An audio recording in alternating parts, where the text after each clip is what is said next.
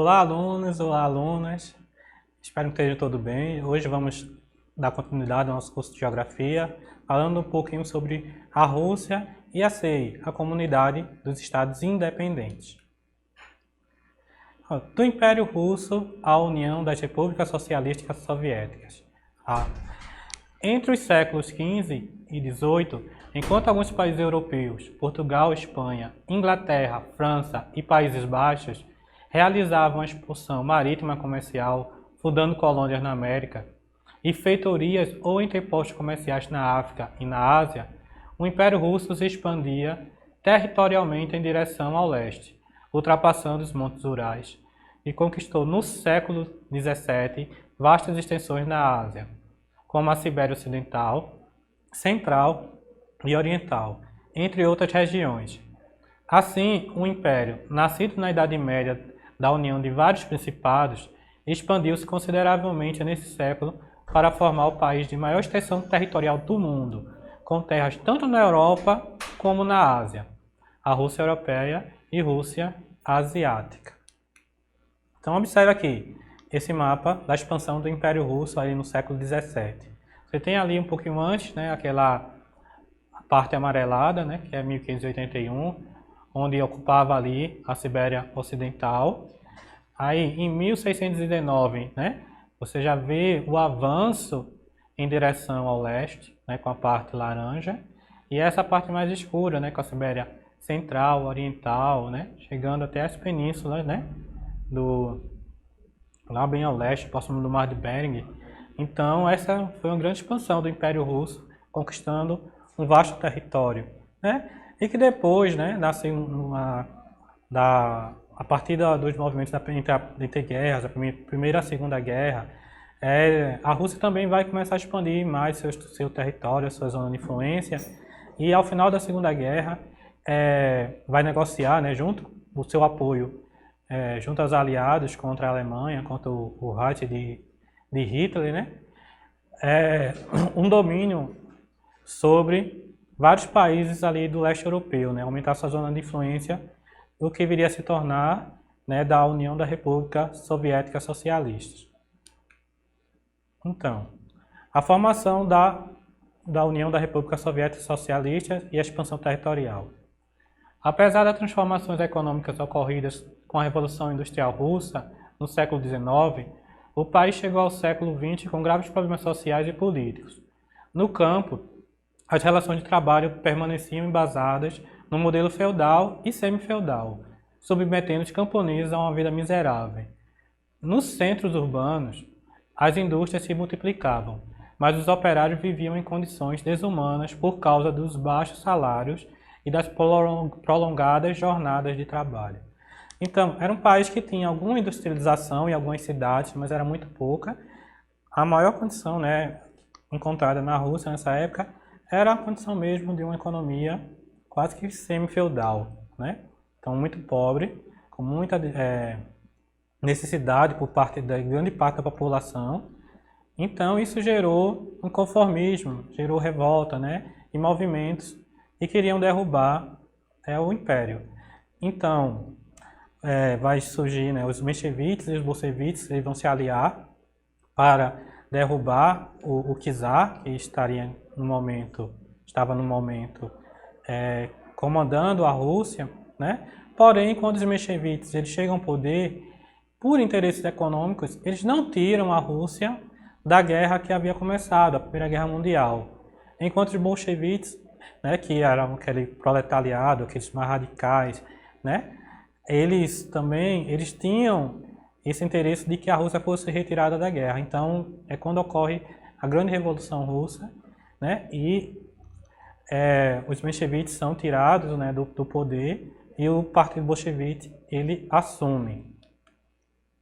E aí você tem uma foto de Vladimir Lenin, né, o líder revolucionário russo, que estava discursando para uma multidão reunida em Moscou em janeiro de 1919, pouco mais de um ano após a Revolução de 1917, né, a Grande Revolução Russa. Então Lenin foi assim um grande articulador, um grande líder, né, nesse período, né, da Revolução Russa, e que levou à retirada da União Soviética, perdão, da Rússia da guerra.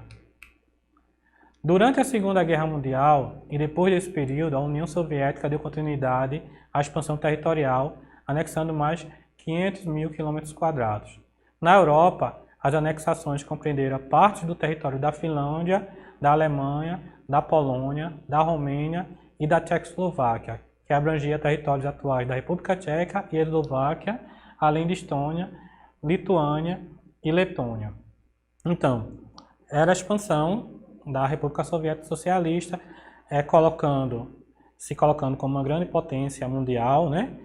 Cobrindo esses países, né, dentro da sua zona de influência, né, aquele que foi conhecido na história como a cortina de ferro, né, e a criação do mundo bipolar, né, de um lado os Estados Unidos liderando o mundo capitalista e do lado a União da República Soviética, a União Soviética, liderando o bloco socialista, né, do qual ela conduzia com mãos de ferro, né. Então aqui a gente tem uma divisão política da União Soviética até 1991, né? Você tem a Rússia ali centrada e os países, né, ali periféricos, né? Estônia, Letônia, Lituânia, Belarus, Ucrânia, Moldávia, Geórgia, Armênia, Azerbaijão, Cazaquistão, Uzbequistão, Turcomenistão, o Quirguistão e o Tadiquistão. Então, a Rússia ela exerceu a sua influência, né, mas se dirigindo as suas fronteiras e abarcando, englobando esses países aí que estavam no leste, nessa parte leste do continente europeu, né, formando essa grande união, conhecida como a União da República Soviética Socialista. Então, aqui, falando um pouquinho assim da passagem do capitalismo para o socialismo, né? Então, quando a União Soviética ela é instaurada, né? Então surge a cortina de ferro e aí você vai ter uma grande modificação, né, da economia na Rússia, né? São planos quinquenais, né, com o Estado controlando, né, fazendas coletivas, né? O Estado sendo dono do meio de produções, determinando, né, o que vai ser produzido, o quanto vai ser produzido, né? Estratégias econômicas que o Estado controla toda a economia, né? Vai haver um desenvolvimento econômico muito grande e a Rússia ela sai daquela condição de país semi-feudal para ser uma das maiores potências do mundo, brigando, rivalizando com os Estados Unidos, né? Então, houve realmente um crescimento muito grande que causou até um certo medo, né? Um grande medo, né? Em todo o mundo, né? Dessa expansão socialista que determinou, né? Assim, até o surgimento depois, né? Você pode falar que você é professor de história, né? A questão dos regimes ditatoriais que foram colocados inclusive na América, aqui na América, né? Sempre com medo de que essa revolução e esse modelo socialista que foi aí aplicado na União Soviética, ele se expandisse por outras áreas do mundo. Então, da União Soviética à CEI, a Comunidade dos Estados Independentes. Vários acontecimentos antecederam a desagregação da União Soviética e a formação da Comunidade dos Estados Independentes. Bem, um deles, a prioridade dada aos setores industriais de bem de produção e base, principalmente a indústria bélica. Então, nessa época, a União Soviética, até por conta de toda a tensão política que havia, investia muito na indústria bélica e também nas indústrias de base, nas siderúrgicas, né, na questão de criar uma infraestrutura muito grande, né? Até porque nós vivíamos aquele período chamado da Guerra Fria, também o período da corrida espacial, né? Estados Unidos e Rússia, eles brigavam, né, pela conquista do espaço, né? Estados Unidos, a Rússia mandando o primeiro astronauta ao espaço, os Estados Unidos sendo o primeiro a chegar na Lua. Então era uma briga por mostrar quem tinha mais poder econômico, com mais poder tecnológico e também mais poder bélico, né? Inclusive eles financiavam, né, em vários países, né, organizações que rivalizavam, justamente tentando expandir. Os Estados Unidos, a sua influência capitalista, a União Soviética, a sua influência socialista. Só que, enquanto esse investimento era feito pesadamente nessa situação, né, faltavam à população alguns equipamentos como televisores, né, alguns eletrodomésticos e até itens básicos, né, como açúcar, né, o milho, o trigo, né, produtos básicos. Então isso gerou uma satisfação na população, né? Também a falta de liberdade de expressão, né, porque você não podia se expressar livremente contra o governo, certo? E também quando a economia soviética começou a dar sinais de esgotamento a partir dos anos 60, porque foram tantos financiamentos e tantos investimentos, né, que causaram... chegou um momento que você não tinha mais de onde tirar dinheiro, quanto investir, o desenvolvimento do país não acompanhava mais e a economia ela começou a declinar, né? E isso começa a gerar insatisfação também na população, certo? Então aí vamos ter justamente a era Gorbachev, né, que assumiu em meio a uma profunda crise, a economia estava estagnada havia anos e a população se mostrava descontente. Dessa forma, ao perceber que o povo apoiaria em reformas políticas e econômicas, Gorbachev e sua equipe anunciaram planos de governo com base na Glasnost e na Perestroika. A Glasnost, que significa transparência, né, era uma medida política, né, de transparência dos atos públicos. Por quê? Porque como o Estado comandava tudo, também havia muita suspeita de corrupção, né, de desvio de dinheiro, não havia clareza, né, de como eram feitos esses investimentos. Então isso ficava até difícil para trazer os investidores, né, porque quem vai colocar seu dinheiro na questão que você não sabe muito bem como funciona. Então a Glasnost seria essa transparência que atrairia os investimentos e traria de volta a credibilidade ao país. E a perestroika, que é toda a reestruturação econômica, né, com medidas mais modernas, né, menos voltadas para aquelas medidas socialistas que antes haviam. Então, como foi o impacto dessas reformas, né? Houve um movimento de concertação aos regimes comunistas, que esses movimentos eles eram voltados daqueles países que queriam sair, né, daquela cortina de ferro e se voltavam mais para o Ocidente, né, europeu, né, que era o capitalista, era mais desenvolvido, era mais rico. Nós tínhamos um movimento ultra-reformista da União Soviética que queria acabar com o socialismo, né, trazer o país de volta para o capitalismo, e o movimento de grupos conservadores que eram contra as reformas propostas por Gorbachev, né?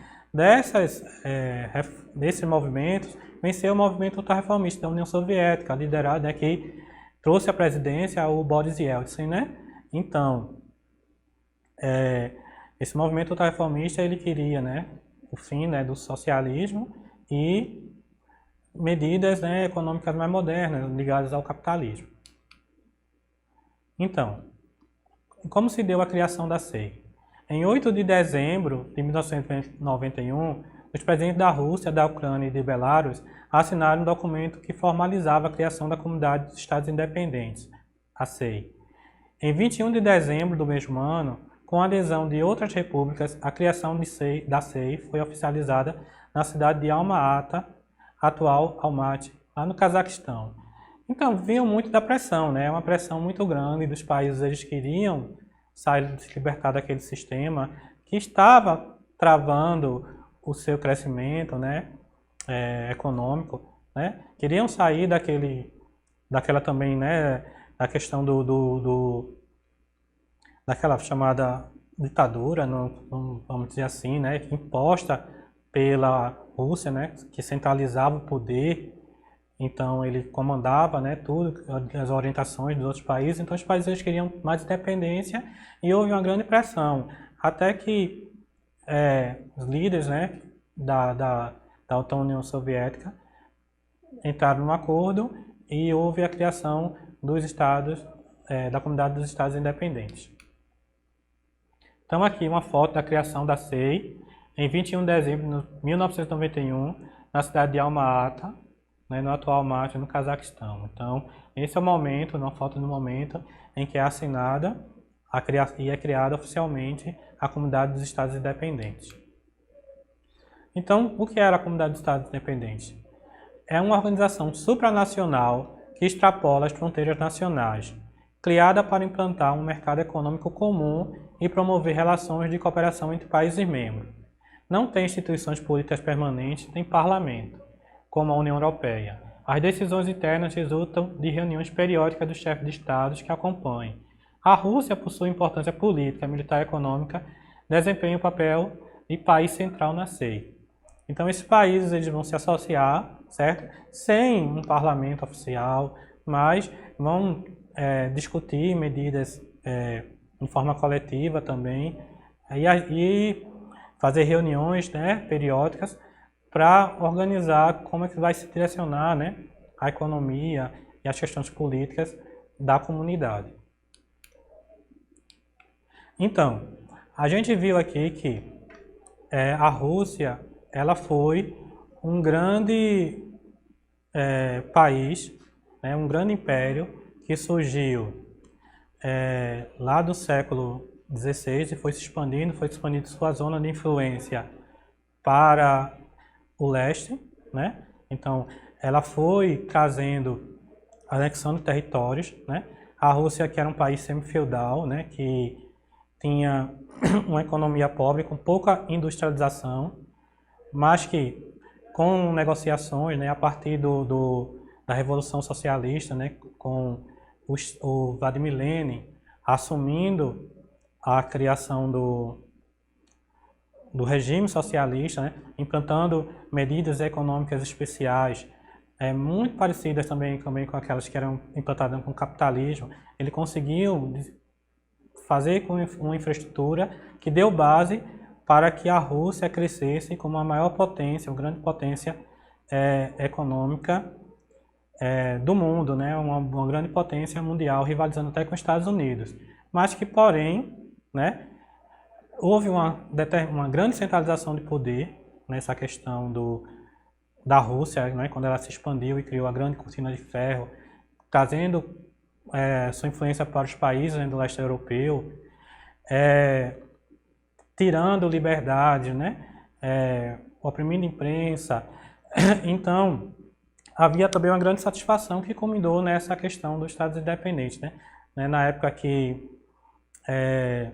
o Stalin também assumiu, né? Então foi um governo assim muito rigoroso que trouxe a satisfação, e aí vão surgindo os movimentos, né? Os movimentos de querem independência, mais liberdade política, vão surgir movimentos que querem eleições livres, vão surgir os movimentos que querem se associar, né, a esse mundo mais próspero que estava do outro lado da cortina de ferro, né, que estava ligado ao capitalismo, que avançava, né, como a França, o Reino Unido, né, próprios Estados Unidos. Então, por essa questão, por esse anseio, essa pressão muito grande, né, vai começar a desmembrar, né, a grande União Soviética, que vai culminar também com a queda do Muro de Berlim, que foi bem significativo, né, que era um muro criado para segregar, né, a potência socialista do mundo capitalista, né. Então, com a queda do Muro de Berlim, que é bem significativa, você vai ter uma nova configuração mundial, vai acabar o mundo bipolar, né, e vários países que estavam antes dentro dessa cortina de ferro, elas vão começar a se integrar a esse novo mundo, o mundo capitalista, né? E a própria Rússia também vai começar a também sofrer uma reformulação, embora ainda tenha um governo, né, hoje, né, sob o comando de Vladimir Putin, que já está há muitos anos no poder, né, um país ainda com muita falta de liberdade de expressão, muito rígido, mas também que continua sendo muito importante na sua questão econômica. É um país que era uma grande potência e hoje se coloca aí como um país emergente, mas que ainda tem uma grande importância na economia por causa dos seus recursos naturais, o petróleo, o gás natural, o carvão mineral, o carvão, né? E também pela questão do seu poderio bélico, né? Então, ela está sempre envolvida, né, em questões geopolíticas, né? Sempre que a gente vê quando tem questão geopolítica, né, de que é a questão do Irã, né, da Líbia. Então, a influência, né, da Rússia, ela ainda é muito grande, né? Então, é um país que ainda tem uma importância muito grande, mesmo não sendo mais aquela grande potência, e enquanto os outros países, né, que estavam ali, que se libertaram, né, daquela questão da hegemonia russa que exercia sobre ela, também começaram a prosperar bastante, alguns mais, outros menos, mas é uma nova configuração, o mundo bipolar hoje não existe mais, né, essa questão da divisão, porém, é sempre bom a gente dar uma olhadinha e recordar muita história, né, que ela sempre volta muito forte, sempre que se fala na questão da intervenção do Estado, né, foram as experiências positivas, as experiências negativas, porque é bom, porque não é ruim. Então sempre esse assunto ele vem à tona, né, da questão do Estado, que já é na verdade até uma questão muito simples, anacrônica, né, que já não cabe mais. Hoje, né, vários países na Europa já encontraram, né, um meio termo, né, um Estado social que atende à necessidade da população, mas com a economia voltada para o capitalismo, que atende os interesses de mercado e que produz riquezas, né, produz desenvolvimento tecnológico, desenvolvimento, né, científico. Então, gente, nós falamos um pouco aqui sobre a Rússia, né, a criação da Rússia, vimos essa transição, né, do Império Russo para a grande União Soviética e todos os fatores que contribuíram, que levaram depois à desagregação da União Soviética na formação da Comunidade dos Estados Independentes. Eu espero que vocês tenham apreciado a aula, tenham gostado e aguardo vocês aqui na próxima aula. Um abraço.